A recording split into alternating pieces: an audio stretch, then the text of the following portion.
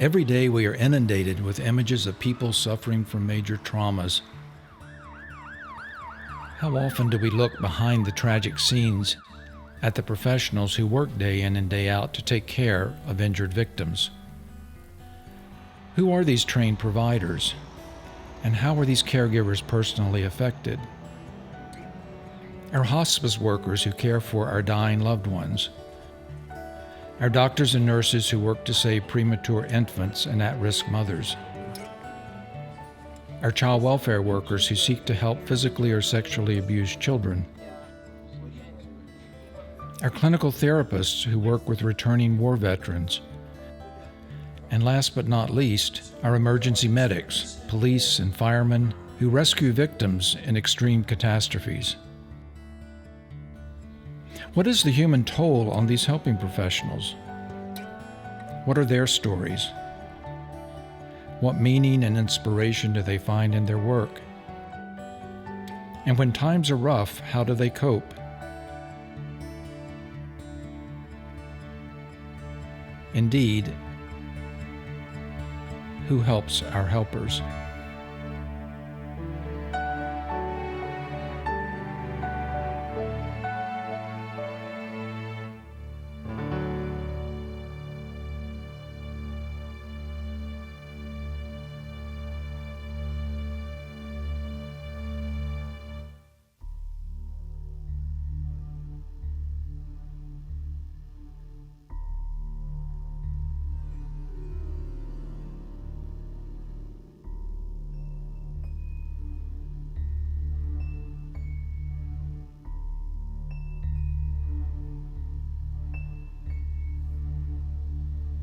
There are a number of terms that are being used to describe the impact on the professional caregiver of working with people who have or are experiencing traumatic events. So, secondary traumatic stress, indirect trauma, compassion fatigue, vicarious trauma. It's contact experience that you have. That's what vicarious means, that you're not being traumatized primarily yourself, and yet working with people who have been has an effect on you. Secondary trauma, I believe, is quite normal for the caregiver. I think so often we get so focused on the technical aspect of training to become a professional caregiver, but that personal side of it, the human side of it, that indeed we never stop becoming human, even though we have this professional facade or role, that we have to tend to that piece as well. So it is a big, change.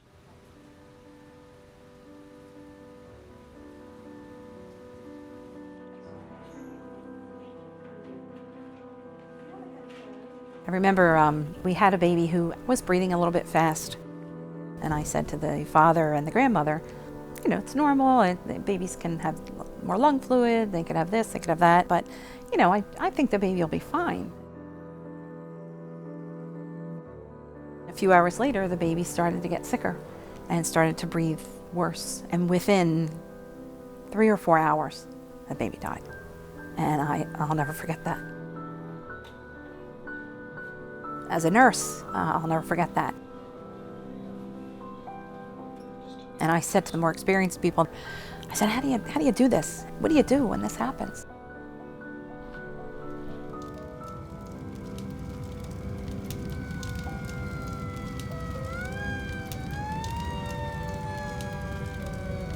The thing that will probably haunt me forever was a time when a whole family came in after a fire.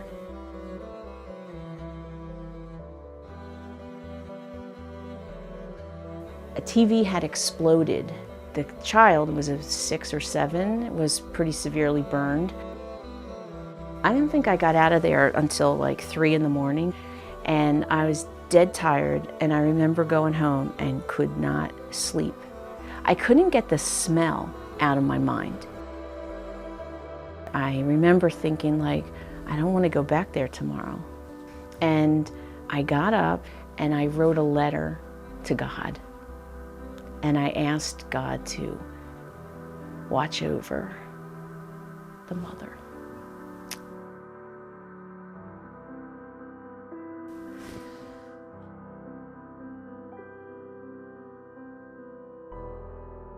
I was always taught that you couldn't feel other people's emotions, and that turns out not to be true.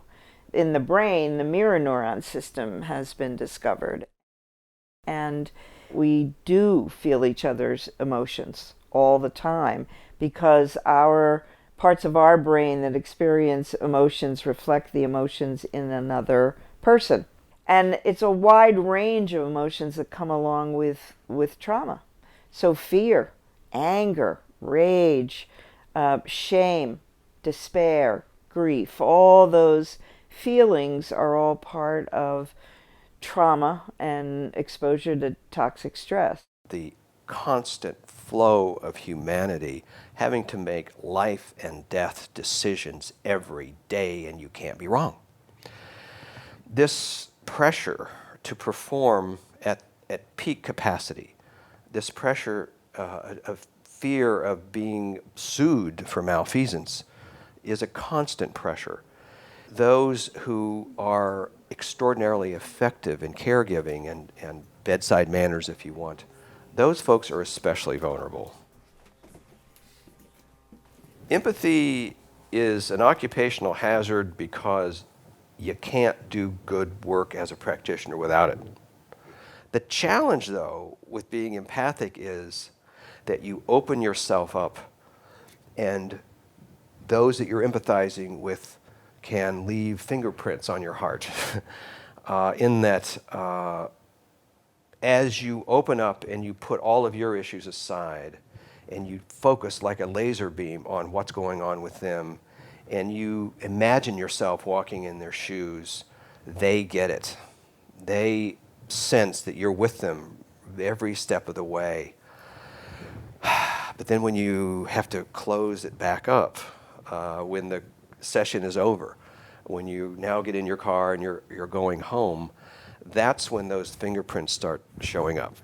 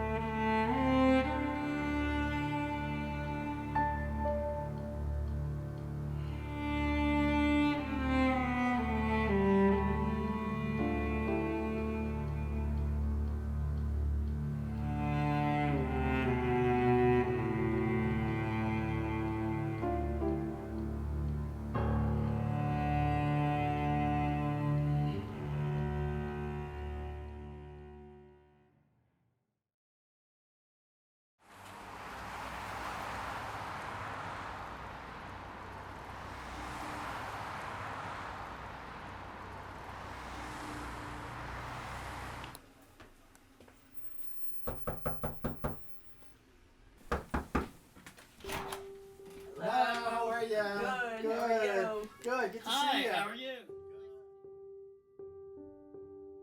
And if you're listening, if you're hearing, you're with them. You're connected. There's something that connects you. So you're walking not in their footsteps, but next to their footsteps. And you can't help but be affected. To be a good therapist, you need to be with them. But there's a cost to that, to yourself. There's a physical toll that it takes on your body, which nobody ever tells you in graduate school. Nobody tells you in supervision. There just is a cost.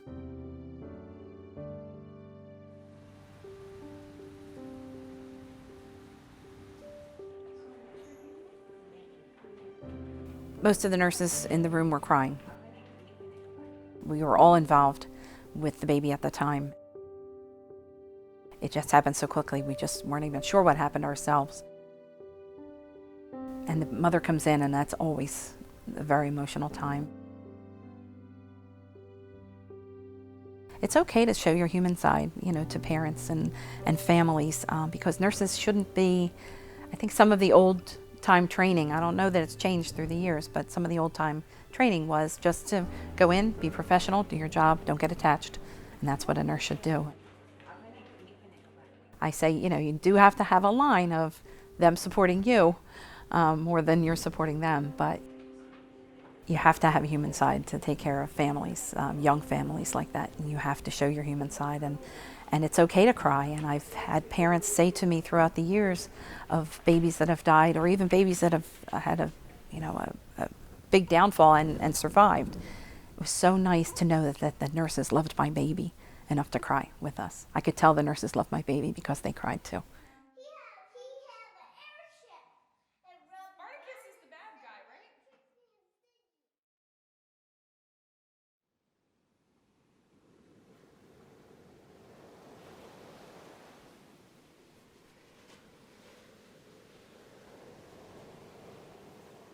Burnout isn't a term I especially like, because to me that's sort of a shooting star phenomenon, that somebody gets out of school or starts a new job and their plan is to change the world and they think they're going to do it in a matter of days. Sometimes people will burn out. They'll keep trying to change things, trying to do things, and meeting with obstacles. And in the process, will lose their boundaries, will lose their objectivity, may become jaded, angry, cynical.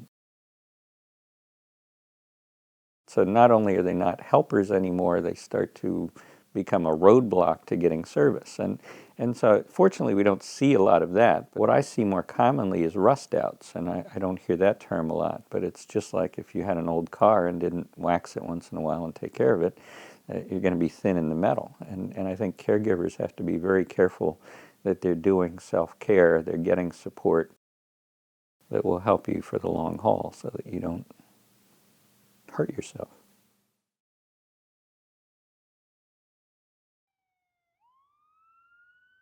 The most challenging in my career of groups are first responders, and I would say also second responders. They tend to go into this profession because it is high energy, exciting, fast-paced.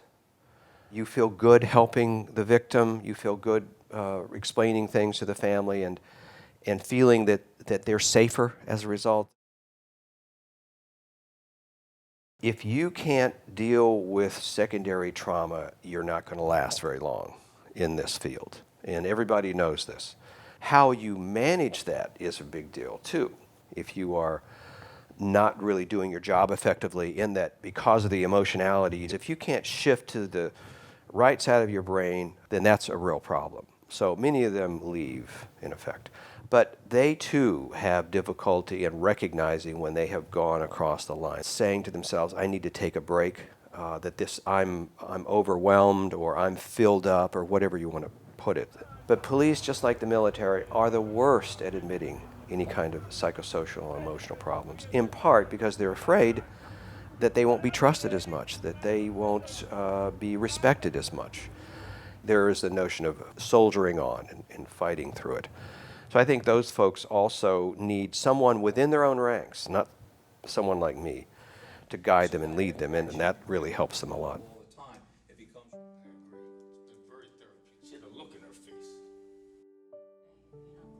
The world sees us as the caregivers. You're supposed to be strong and capable and whatever, and we want to be. We do. We really want to be. I mean, there's a good feeling about that. That's one of the benefits. Nothing on the other side that says for anybody in any work environment, not just therapists, don't work so hard. Take it easy. Make things will be there tomorrow. Leave early. I mean, that's not in our culture, in any job. I mean, there's that word, take time to smell the flowers, but they don't really mean it because they really need the report done, or they really need the job done, or they really need this. Because we get such rewards, I think, out of the help we can give people, and we can see what help we can give them, we just keep doing it, and we keep doing it, and we keep doing it. And until you get knocked down one way or another, I think you just keep doing it because nobody tells you to stop.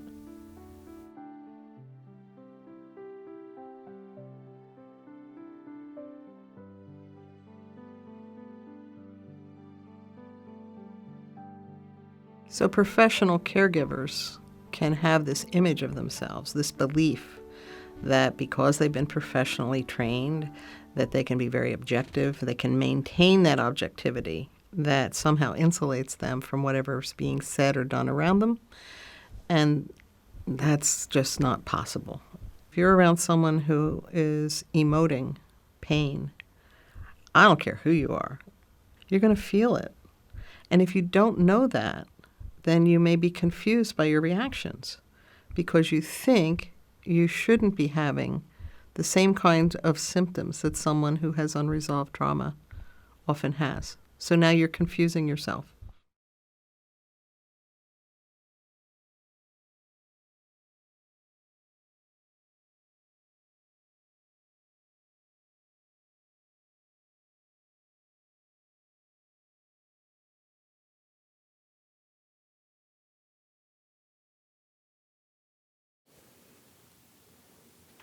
I think by the very fact that we are giving care, that means we're going to come face to face with trauma. And I think that the very first piece of that is to talk about it and to invite our clients to talk about it, but to talk about it ourselves with professional colleagues as well as family members who are able to give an ear. I think in healthy organizations, there's attention paid to time allotted where these stories can be shared and the person on the receiving end knows how to process that in a meaningful way. Storytelling needs to be a part of the world of people who care for people. About that, maybe I'm sitting here thinking about that, and then your heart isn't connected. Not surprising to me when I saw who signed up. I thought Stress is all about chemistry. group of people all sign up for The way our brains and bodies are affected by the chemicals that are released by the stress response that we have no control over. The stress response is pretty much dictated by the part of the central nervous system that's called the sympathetic nervous system. You see something that is in any way confusing or threatening, and your body goes, uh-oh, alarm bell goes off, and immediately sends impulses down into your spinal cord so that your muscles are prepared to act. You get this rush of adrenaline and your heartbeat increases and your palms get sweaty and you get nervous, and only later does the knowledge get out to your frontal lobes, the front part of your brain, so that you go, oh, that's okay, that's not really anything to worry about. So the appraisal part comes later. If you know that that's happening and you know that stress is going to trigger that response routinely, you then have to build into the environment ways for people to recognize that that is happening and then mobilize the opposite system, the parasympathetic system, to calm things down. Healthier people and healthier environments practice doing that, and they have mechanisms in place that everybody has an understanding of that, everybody can identify their stress response, and everybody has things they can do to calm down. Being aware of what you need to thrive in life, despite the challenges of your work. So it's the notion of knowing yourself well enough to recognize when you have issues, where you store stress in your body, when you have difficulty sleeping, getting back to sleep.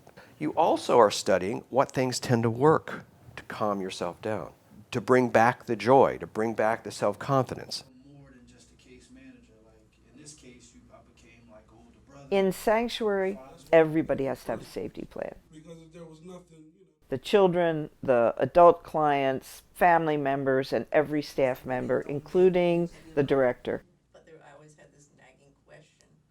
5 simple things you can do when you feel like your emotions are starting to get out of control. A prayer, a meditation, breathing, pacing, going out for a walk, listening to music for a minute, go get a drink of water. I mean, simple things, not obvious, but that you can just take a mental break to try to calm down, de-stress a little bit. And then we share each other's safety plans. So it creates a network of social support. And that makes a huge difference for us.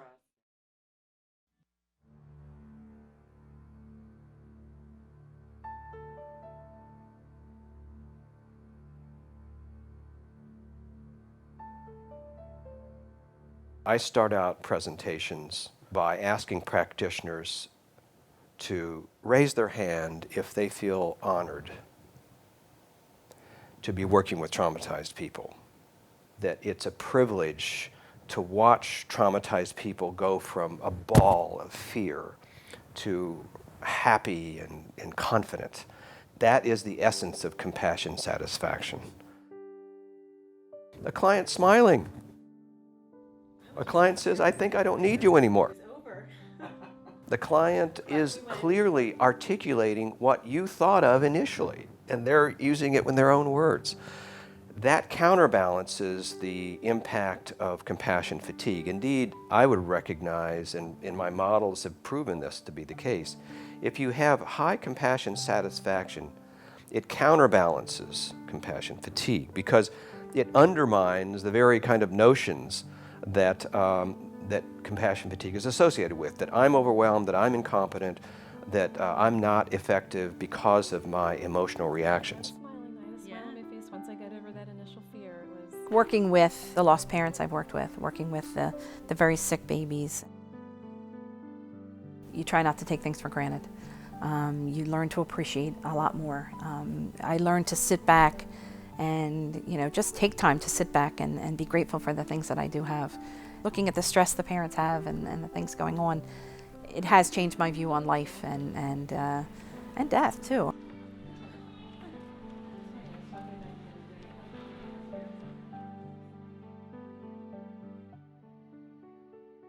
Actually, Lifetime has ruined my life in several ways. It actually convinced me to quit my job. Because on the movies, if you quit your job, they give you a raise in a bigger office to make you stay. Not in a recession. Nope. I was like, I quit. And they were like, bye, lead a stapler. That's not what the movie said. It was bad. But I had to quit. It was very important because I was a social worker for a very long time. And don't woo, I wasn't a good one. Humor is a wonderful tool for activating your parasympathetic system. It's the best thing in the world for breaking stress. And we all know that. We've experienced that since we were little kids, that you can feel really, really tense. And then somebody makes a joke or you see something funny in the situation and you're breathing it. Laughter itself brings more oxygen in. It makes you breathe more deeply. We had a psychiatric unit. We specialized in treating adults who had been abused as kids, people who had been through the most horrendous experiences imaginable.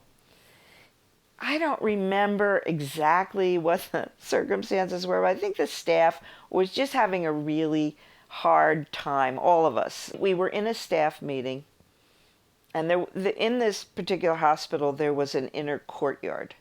We came out of our meeting and walked by the windows. Our patients were out there, and they had created this living sculpture.